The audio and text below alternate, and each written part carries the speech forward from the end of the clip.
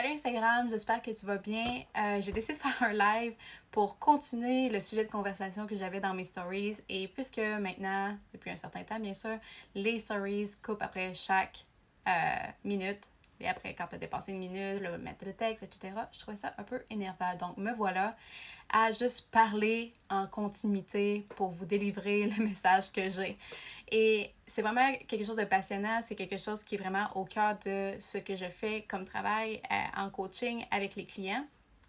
Et c'est en fait ce qui m'a inspiré à vous parler de ça aujourd'hui. En fait, de quoi qu'on va discuter, c'est la partie de la phrase suivante que j'ai amenée lors d'un de mes coachings avec un de mes clients qui est un athlète de tennis. Et la phrase que je lui ai apportée est la suivante. Chaque situation est neutre, c'est nous qui lui donnons sa signification. Et on a développé là-dessus. En fait, c'est important de se rappeler toujours que chaque situation que l'on vit est neutre à la base. Ce qui veut dire que l'exemple que j'ai donné dans mes stories, c'est, et que en fait, c'était aussi pour mon athlète, c'est que lorsqu'on manque un coup, lorsqu'on manque une frappe, on manque un lancer, on a un échec, il y a quelque chose qui ne marche pas, on a toujours le choix de le voir de deux façons. Soit qu'on va se tourner vers le positif ou soit qu'on va se tourner vers le négatif. Par contre, à la base, cette situation-là, le fait de manquer son coup, c'est neutre. Ça veut rien dire. Ça n'a aucun pouvoir sur qui on est. Ça n'a aucune signification par rapport à nous. Par contre, nous, ce qu'on fait, c'est qu'on va lui donner une signification, un meaning. On va vraiment associer une signification à cet événement-là. On a le choix, comme j'ai dit tantôt, de soit se diriger vers le positif ou soit se diriger vers le négatif. Donc, pour une même situation, par exemple, j'ai pas été capable de faire un certain lancer, j'ai eu un échec, j'ai perdu une compétition, peu importe qu'est-ce que c'est, on peut décider de se tourner vers le négatif et dire que, bon, cet échec-là signifie que on n'est pas bon, qu'on n'est pas assez bon, qu'il faut vraiment plus s'entraîner parce que ça n'a pas de bon sens. Ce qu'on a fait, c'est pas assez, on a de la difficulté, ça va être difficile, etc., etc. On peut décider de le voir de cette façon-là. Salut Gino! Ou on peut décider de se tourner de l'autre côté qui est le positif. On peut décider de voir la situation comme étant un levier. Ça veut dire que puisqu'on a fait une erreur, puisqu'on a eu un échec, ça veut dire en fait qu'on sait exactement sur quoi travailler. Ça nous donne un excellent feedback sur qu'est-ce qu'il nous reste à voir avant d'attirer les résultats qu'on souhaite. En fait, ça nous permet d'avoir les bonnes clés, les bonnes ressources, les bons outils pour savoir c'est quoi la prochaine étape. Donc, cet échec-là nous a donné beaucoup d'informations sur qu'est-ce qu'on a à faire pour s'adapter, pour évoluer. Puis ça nous permet de nous sentir mieux parce qu'on sait qu'on évolue à travers ce processus-là. On n'en est pas toujours axé sur le résultat, mais on est vraiment axé sur le processus. Donc ça, c'est une autre façon de voir l'échec, une autre façon de voir lorsqu'on fait un mauvais coup, pas un mauvais coup, mais qu'on manque son coup, pardon, qu'on manque un tir, peu importe qu'est-ce que c'est, que ce soit dans le milieu sportif ou professionnel, chaque situation a toujours un double sens. Il y a toujours un autre côté de la médaille. Par contre, ce qu'il faut savoir, c'est que c'est un choix de se diriger d'un côté ou de l'autre. C'est toujours un choix de voir la situation du côté négatif ou du côté positif. Ça revient toujours à vous de savoir qu'est-ce que vous voulez voir dans cette situation-là. Et parfois, on n'a pas l'impression d'avoir vraiment un choix. On a l'impression que c'est un fait. Voici ce que c'est. Voici ce que la situation signifie, en quelque sorte. Donc, si on a perdu dans une compétition, tout de suite, on associe ça à un manque. Ça veut dire qu'on n'est pas bon. Littéralement. Parce qu'on s'est toujours fait dire que lorsque quelqu'un perd, ça veut dire qu'il n'est pas bon, il n'est pas assez bon. C'est pour ça qu'il a perdu. Et ça, c'est la signification qu'on lui a donnée. Et on vit avec ça. Mais est-ce qu'on ne se rend pas compte que ce conditionnement-là, il est tellement ancré profond que ça devient un réflexe de penser comme ça. Et ça dirige nos pensées, ça dirige nos actions et nos émotions et notre vie, littéralement. Donc, ça devient notre réalité. Et maintenant, on se voit comme un athlète qui n'est pas bon. Par contre, si je vous dis que vous avez le pouvoir de changer votre perception, que vous avez le pouvoir de rediriger vos pensées vers le positif, ça peut faire en sorte que dès que vous avez un échec, oui, ça se peut que les pensées négatives vont rentrer en premier parce que c'est votre façon naturelle de voir les choses, mais dès qu'ils sont là, dès que vous êtes conscient de ces pensées-là, vous pouvez vous pratiquer à voir, OK, mais c'est quoi l'autre côté de la médaille? Qu'est-ce que ça peut signifier aussi? En PNL, on appelle ça un recadrage. Un recadrage, qu'est-ce que c'est? C'est de voir justement l'autre côté de la médaille, de voir ça d'une autre façon. L'exercice qu'on fait souvent en PNL là-dessus, c'est quand quelqu'un, justement, se dit qu'il est pas bon parce qu'il y a eu un échec, ou il se dit, par exemple, je sais pas, moi, je suis tellement perfectionniste. Tous les défauts ont toujours un autre sens. C'est quelqu'un qui est perfectionniste, c'est aussi quelqu'un qui est attentionné, qui aime le travail bien fait, qui aime le travail qui va être fait de la bonne façon, qui aime prendre son temps, qui aime donner de son meilleur, etc., etc. Fait qu'il y a toujours un deuxième côté de la médaille dans toutes les situations, et c'est un choix personnel de décider si on va vers le négatif ou vers le positif. Salut Sarah! Donc c'est ça, fait que c'est toujours le choix qu'on prend. Et parfois, il va être conscient ou inconscient. Le but, en fait, le work, le travail, quand on parle de mindset, quand on parle de rediriger son mindset vers quelque chose qui va être aidant, c'est ça. C'est d'être capable de voir une situation pour ce qu'elle est et non pour ce qu'elle signifie. Donc, dès qu'il y a quelque chose qui se passe dans notre vie, que ce soit comme, encore une fois, je vais prendre l'exemple de l'échec, ou quelque chose qui se passe dans notre vie, je vais aller avec l'exemple de mon athlète, en fait, que j'ai coaché. Pour lui en ce moment, puis je pense que c'est une situation qui est assez récurrente pour beaucoup d'athlètes présentement, il n'y a plus de compétition. Le nombre de pratiques est diminué. Le nombre de participants aussi est diminué. Ah! Oh, merci, t'es tellement gentille, Sarah. J'adore t'écouter. Tu es mon podcast d'aujourd'hui. Merci, c'est trop gentil. Donc, c'est ça. Donc, pour l'athlète en soi, pour la majorité des athlètes, il n'y a plus de compétition présentement en raison de la situation mondiale. Donc, il y a moins de pratiques. Et en plus, cet athlète-là est blessé. Donc, ça aussi, c'est quelque chose qui est quand même récurrent, qui revient souvent. Donc, pour lui, il ne peut pas s'entraîner de la manière qu'il veut, à l'intensité qu'il veut. On peut décider, il peut voir la situation comme étant une perte de temps totale. Comme étant, s'il va pratiquer, il ne peut pas faire ce qu'il veut, il ne peut pas courir aussi intensément qu'il veut. Donc, sa pratique est une perte de temps. Par contre, il peut décider de rediriger sa façon de voir comme étant un avantage. L'avantage de cette situation-là est que, puisqu'il y a une blessure, il va falloir qu'il soit beaucoup plus créatif dans sa façon de jouer, dans sa façon de s'entraîner.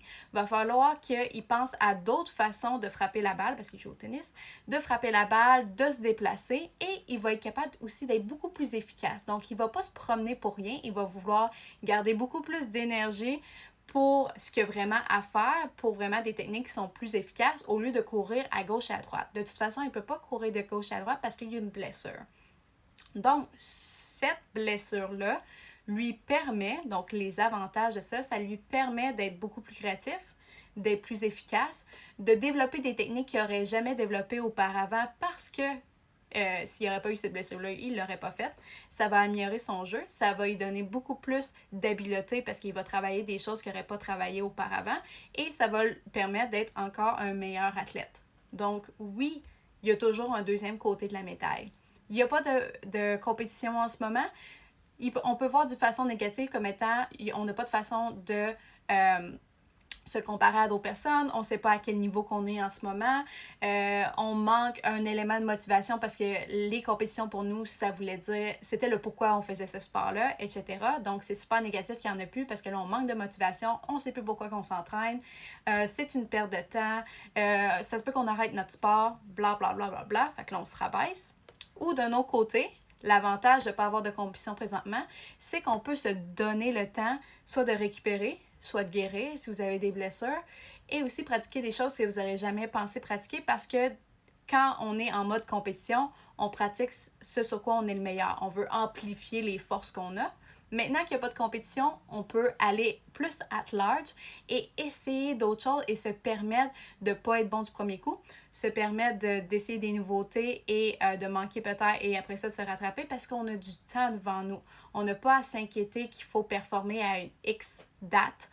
On peut faire ce qu'on veut. On peut essayer même d'autres sports qui vont peut-être nous aider à être encore meilleurs dans le sport qu'on est déjà. Donc ça, c'est une deuxième perspective. C'est une autre façon de voir les choses et c'est un choix. C'est totalement un choix d'aller vers un ou vers l'autre. Même si on peut avoir une tendance naturelle à aller d'un certain côté, par exemple plus vers le négatif, dès qu'on s'en rend compte, dès qu'on sent qu'on a ces pensées-là, et c'est facile de s'en rendre compte. Il y en a pour certains, c'est plus difficile d'entendre nécessairement la voix dans sa tête qui est négative, mais la façon de s'en rendre compte le plus facilement, c'est de voir le reflet que ça a dans la réalité. Ça veut dire, est-ce qu'on est plus on est plus justement négatif? Est-ce qu'on se sent justement plus lazy? Est-ce qu'on sent qu'on a moins d'énergie? On est super crispé parce qu'on est plus en colère? C'est quoi l'émotion qui est là? Parce que souvenez-vous, je vous ai déjà parlé il y a un certain temps que nos pensées vont générer nos émotions qui vont amener nos actions. Dans le fond, on va rediriger nos actions et qui vont amener un résultat X. Donc, si nos pensées sont négatives, nos émotions vont nécessairement être négatives. Ça va amplifier, en fait, ça va les créer. Tout à fait. Donc, nos émotions sont créées par nos pensées. Donc, si on est toujours négatif, on va être soit en colère, soit découragé, soit écœuré, etc., etc. Donc, on sait en ce moment si on a ces types de pensées, ce type d'émotions-là. Et ça va être traduit aussi dans notre corps. Nos actions vont être imbibées par nos émotions. Donc, on sait que si nos actions nous amènent à être moins énergiques, à justement ne pas vouloir faire des choses, être moins motivé, on est plus dans une énergie qui est négative. Donc, on peut rediriger par après avec du positif. Mais la première étape, première chose, c'est de se rendre compte vers où qu'on s'est orienté dès le début. Si les pensées négatives sont là, fine, no problem. C'est tout à fait normal d'avoir les pensées négatives. Comme je disais tantôt dans la story, c'est notre ego, notre mental qui nous amène toutes les peurs, qui nous amène toutes ces pensées négatives-là parce que lui ou elle, dépendamment comment vous voulez l'appeler, comment vous voulez voir votre ego, est là pour vous protéger, est là pour vous indiquer s'il y a du danger. Et le danger, c'est pas toujours un danger physique comme vous allez vous faire attaquer par quelqu'un, c'est un danger comme vous allez être ridiculisé si vous allez faire ça. Vous allez perdre la face si vous allez faire telle action. Vous allez être rejeté si vous décidez de faire ça.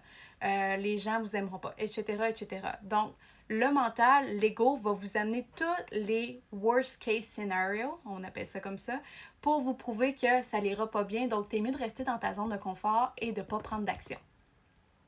Par contre, on est, en tant qu'être humain, en tant qu'être, personne, plus fort que notre ego. Notre ego, c'est une partie de nous qu'on ne peut pas cancel, qu'on ne peut pas canceller, qu'on ne peut pas supprimer, mais qu'on peut apprendre à travailler avec, travailler de pair. Parce que le but, c'est que notre ego ne devienne pas notre maître, c'est pas celui qui dirige nos actions, mais que ce soit un peu comme notre servant, comme la personne qui va nous assister, en fait, qui est là pour nous donner certaines directions, mais à la fin de la journée, c'est nous qui décidons si on prend ses conseils ou pas.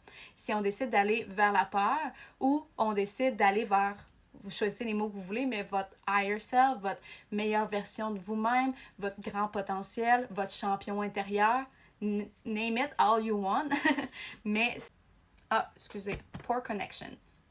On est revenu. Donc, c'est ça. Fait que c'est vraiment votre choix de rediriger tout ça. Et la manière de le faire, c'est de, être capable de voir c'est quoi l'autre côté de la médaille, de vous poser la question, c'est quoi les avantages? J'espère que je ne vais pas trop perdre le réseau parce que c'est pas très cool dans ma chambre. Bref. Les joies du live. OK. J'espère que ça va être correct. Donc, c'est toujours un choix de rediriger vos pensées à tout moment. Donc, la question, c'est ça que je t'ai rendu. La question à vous poser pour pouvoir rediriger vos pensées, c'est de vous dire, c'est quoi les avantages qu'il y a dans cette situation-là? Qu'est-ce que je peux retirer de cette situation-là? C'est quoi le positif là-dedans? Qu'est-ce que ça peut m'amener, cette situation-là? Et quand vous êtes capable, vous pouvez l'écrire, vous pouvez le dire à voix haute. Ça se peut qu'au début, ça bloque parce que ça se peut que cette perspective-là, vous ne l'avez jamais vue. C'est pour ça que des fois, ça peut être intéressant l'avantage de travailler avec quelqu'un pour vous aider à voir cette autre partie-là, de venir chercher l'avis de quelqu'un d'autre ou de l'extérieur. C'est pour ça aussi le travail en coaching peut être intéressant. Mais sinon, posez-vous vous-même cette question-là, écrivez là-dessus et tentez de voir justement cette nouvelle façon de penser-là et de la tester. Faire comme, OK, si je vois l'avantage, qu'est-ce que ça me donne? Comment ça me fait sentir ça? Ça me fait sentir mieux, ça me fait sentir beaucoup plus fière, beaucoup plus confiant en mes capacités.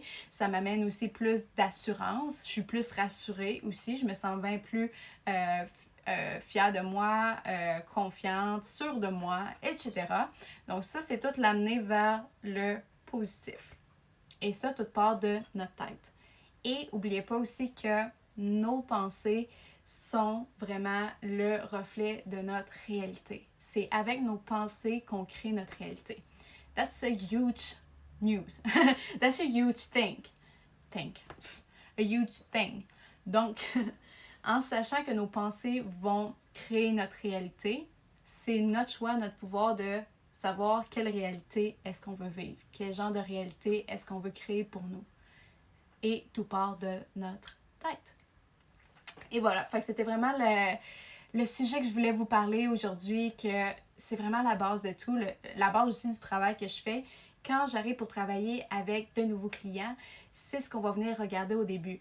Vers quoi les pensées sont orientées présentement, vers quoi est-ce qu'on pense et c'est quoi les émotions qui sont générées. Donc, si on n'est pas content, satisfait des résultats qu'on a présentement dans notre vie, dans n'importe quelle sphère, c'est qu'il y a un travail à faire à l'intérieur de nous. C'est pas en allant chercher plus de stratégie, plus de lecture, plus de ci, plus de ça à l'extérieur qu'on va être satisfait. C'est en regardant premièrement à l'intérieur de nous et savoir qu'est-ce qui se passe là, vers quoi mes pensées sont orientées. C'est quoi la réalité que je me crée présentement dans ma tête et qui est reflétée dans mon présent, dans ma vie au quotidien. Et quand on est capable de déconstruire ça, en fait, d'être conscient de tout ça, c'est là que le travail peut se faire et qu'on peut décider de reprogrammer son mindset, reprogrammer ses pensées et de se donner une nouvelle façon de voir les choses. Et c'est là que le changement de perspective se fait, c'est là que les miracles apparaissent. C'est ce qu'on appelle un miracle. Un miracle égale un changement de perspective. Just so you know. Mais c'est ça. Donc, n'hésitez pas si vous avez des questions à m'écrire personnellement. Je end le live dès maintenant et ça va être disponible sur ma page. Donc, n'hésitez pas si vous avez des questions sur le sujet. Faites le travail pour vous. Essayez de voir dans votre quotidien vraiment qu'est-ce qui peut être amené de façon positive. Une vraie professionnelle, moi, je sais qu'on va te voir davantage bientôt. Ah, merci Sarah. Merci beaucoup. J'envoie plein d'amour. Puis merci d'avoir été là. Et comme je te disais, on se revoit très bientôt et merci beaucoup, beaucoup de votre présence. J'aime. Bonne journée!